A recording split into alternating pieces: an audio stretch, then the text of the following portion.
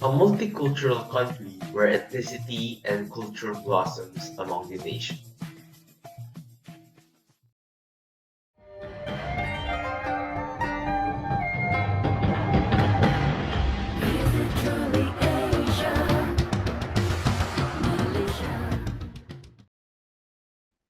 Selamat siang, welcome to Malaysia, home of the famous Petronas Twin Towers. Of course, you cannot truly appreciate Malaysia without mentioning its very own Kuala Lumpur, widely recognized for its radiant landscape and numerous landmarks.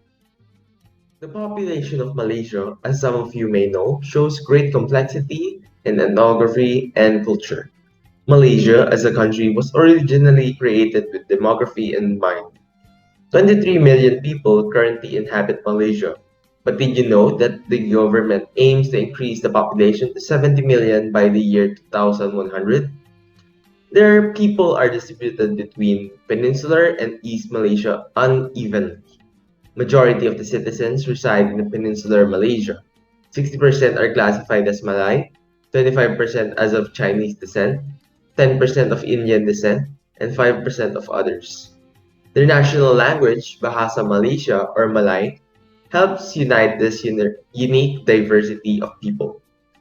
In addition to this variety is their exciting diversity of cultures, traditions, and customs, involving a lot of food and a lot of celebrations. One unique concept during these events would be their open house activities, where friends, families, and strangers are allowed to visit the homes of those who are celebrating various cultural and religious festivals to wish them well and enjoy the preparations. Now, moving on to Malaysia's government. Malaysia is a federal constitutional monarchy with a monarch bearing the title Yang di Pertuan Agong, meaning paramount ruler, and is elected for a 5-year term. Malaysia comprises of 13 states and 3 federal territories, with each state having its own written constitution. Malaysia is ranked in the top 20 economies in the world in terms of competitiveness. It's also worth noting that Malaysia is the seventh largest economy among Islamic countries. Their economic system is laissez-faire. This means that there is a free economy with the government control for national interests and for realignment of national wealth, focusing on trade, investment, manufacturing, and services. Malaysia is considered a vibrant region with promising growth prospects, hence, it isn't questionable that it is situated at the heart of ASEAN. The establishment of the ASEAN Economic Community, or AEC, is a significant milestone in the regional economic integration agenda of ASEAN. And why wouldn't it be? With its endless opportunities in the form of a huge market of 2.6 trillion US dollars and over 622 million people. So what makes Malaysia's economy this competitive? Malaysia's top trading products were electronics and electrical products. In 2022 alone, the export value of these products in Malaysia was approximately 593.5 billion Malaysian ringgit. Most of the manufacturing of these products are located in western parts of Malaysia, with Penang having the most facilities in the country. These facilities focus on the production of integrated circuits, packaging, design, and semiconductor manufacturing, both back-end and front-end. These were followed by refined petroleum and palm oil products with an export value of 151.66 and 137.89 billion Malaysian ringgit, respectively. They account for roughly 39% of the world's production and 44% of the world's exports, making them one of the top producers of palm oil. It was because of the government diversification program to reduce Malaysia's dependency on rubber and tin that palm oil cultivation increased significantly in the early 1960s, which has then continued to become an important part of Malaysia's economy. Malaysia recognizes the importance of international trade and relations to the nation's growth and development. Being located along the Straits of Malacca, which is near a major shipping channel, they take advantage of this, and Malaysia's reliance on international trade is shown in the nation's gross exports of goods and services. In 2020, the Senior Minister of International Trade and Industry of Malaysia, Datuk Seri Mohammed Azmin Ali, stated that the country's efforts are focused on capitalizing economic integration initiatives under various external economic relationships and partnerships within the region. He also then shared, for sustainable economic growth, Malaysia continues to assume an active role in materializing the integration agenda under the AEC Blueprint 2025. This includes keeping the markets open and maximizing the potential of ASEAN trade and investment. He shared this during a conjunction with the 52nd ASEAN Economic Ministers or AEM meeting and related meetings held virtually last August 24 to 29, 2020. But did you know that there's another trade agreement in the region with non-member states? Aside from the famous implementation of various free trade agreements or FTAs, there is also the Regional Comprehensive Economic Partnership Agreement to enter into force on January 1 to 2022. This is a free trade agreement between the 10 nation bloc and its 5 FTA partners, namely Australia, China, Japan, New Zealand, and Republic of Korea. On the 5th of November 2020, Malaysia signed the Regional Comprehensive Economic Partnership with 14 other Indo-Pacific countries. This free trade agreement is the largest trade deal in history, covering 30% of the global economy. But wait, there's more. Malaysia is also a member of the following international economic organizations: IMF, Asia Pacific Economic Cooperation, ICC, Association of Southeast Asian Nations, Commonwealth, G15, G77, WTO, among others.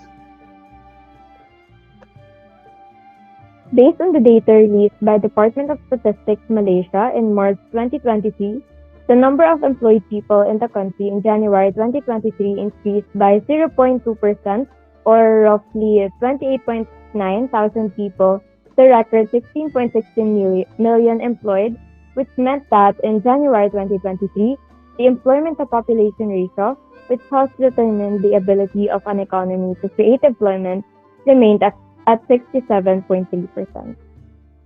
While the number of unemployed people in the country decreased further in the same period by 0.6% or roughly 3.5 thousand people, which meant that the unemployment rate during the month of January 2023 remained at 3.6%.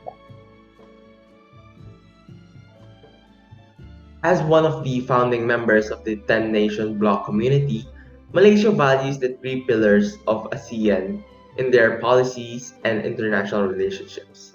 In fact, ASEAN Economic Community, or commonly called as AEC, is the cornerstone of Malaysia's trade policy and remains an important platform towards creating a deeply integrated and highly cohesive regional economy as well as a competitive, innovative, and dynamic region. Malaysia has sought to promote South-South cooperation among the developing countries and the Muslim world, as it also advocates prosper thy neighbor policy to enhance economic relations and cooperation with its neighboring countries through Brunei, Indonesia, Malaysia, the Philippines East Asian Growth Area or BIMP, EAGA, and Indonesia, Malaysia, Thailand Growth Triangle or IMTGT, and other entities.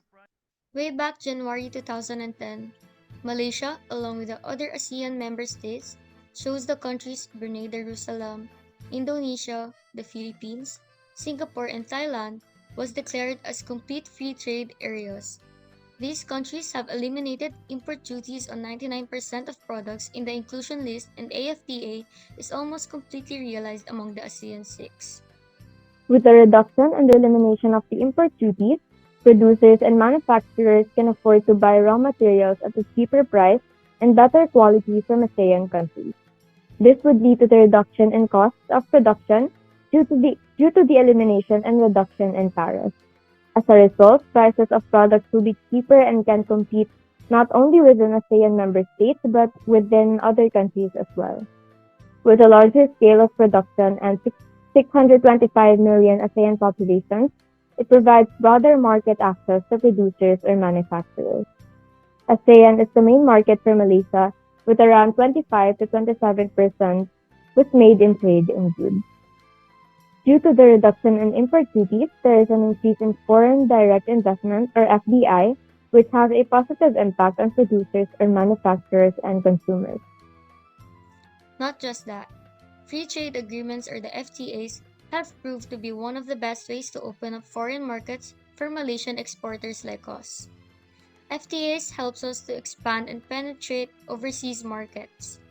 With the easier market access, Malaysian businesses can embark on joint ventures or acquisition into the overseas market. It also would enable Malaysian industries to source inputs at more competitive prices. Although the ASEAN Economic Community has achieved tremendous progress towards its aim of economic unification, there are still hurdles to overcome. Tariff reductions and trade facilitation incentives are two of the most significant successes.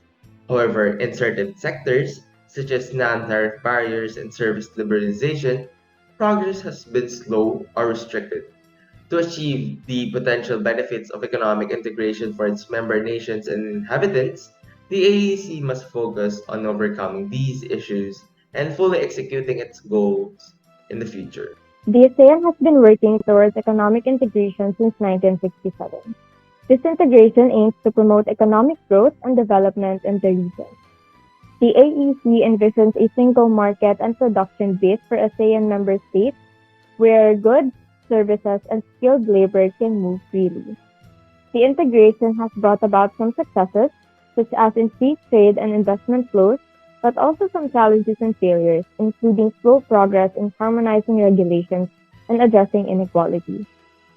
The future of ASEAN economic integration will depend on addressing these challenges, including ensuring inclusive growth and sustainable development, as well as responding to emerging trends and technologies. Malaysia's economy has witnessed substantial changes in recent years. The country has shifted its economic away from agriculture and toward industry and services, and it has diversified its exports to lessen its reliance on a single product. To strengthen regional connectivity, the government is working on developing commercial links and upgrading infrastructure, particularly in the logistics sector. Malaysia is also investing in human capital development to boost service industry competitiveness. Despite the problems that come with this process, the country is always working to capitalize on the potential given by the AEC.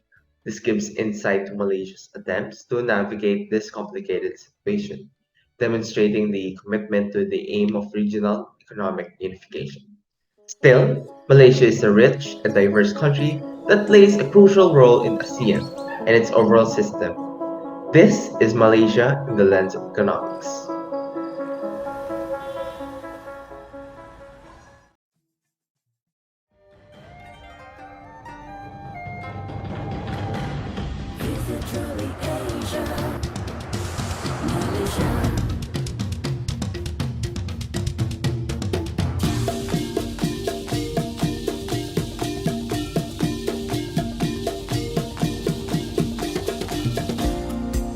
Now the time has come to visit Malaysia.